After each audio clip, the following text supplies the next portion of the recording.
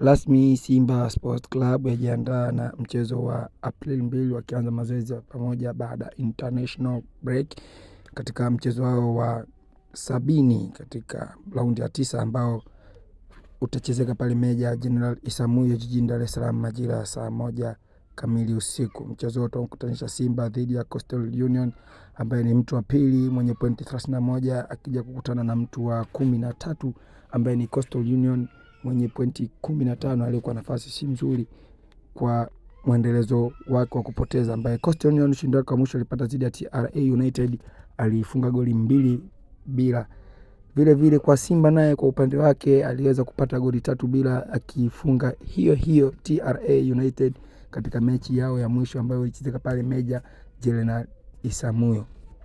Simba Sport Club ambaye amecheza michezo 18 mpaka hivi sasa na kuvuna alama 31, ambaye kinara wake ni Young Africans, kinara wa ligi huyu ambaye mwenye pointi 38 aliyecheza michezo 16. Ni tofauti ya michezo miwili ambapo Simba yote akishinda anakuwa na pointi 37, kwa ni tofauti ya pointi moja. Hivyo vijana wa Simba na uongozi wa Simba na benchi la ufundi wote wanahitaji mchezo huo wapate pointi 3 ili waweze kumkaribia zaidi mpinzani wao ama bingwa mtetezi Young Africans. Vijana wa Coastal Union wameongea mengi nao ili waweze kupata ushindi katika mchezo huo ili wajiondoe katika nafasi mbaya waliokuepo, uwezekano wa kucheza playoff na vile vile uwezekano kabisa wa kutokushuka daraja.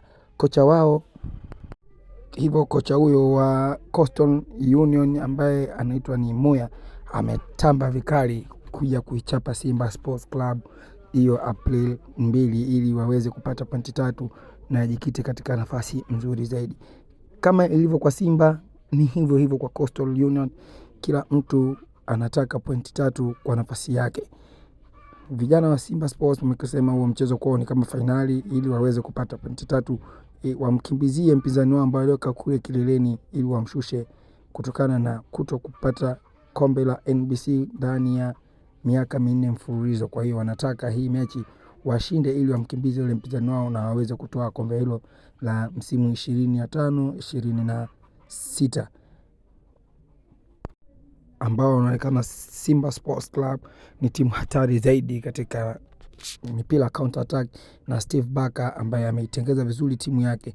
Bila kusahau hawa vijana Coastal Union mechi zao 16 mpaka hivi sasa tayari wanadaiwa goli 6, wanaonekana wameruhusu goli nyingi sana katika michezo yao. Bila kusahau Simba iko na faida magoli 18. Usisahau kusubscribe, like na kucomment channel yako ya How TV. Pia bonyeza alama ya kengele iliyo chini ya video yako kupata taarifa zetu.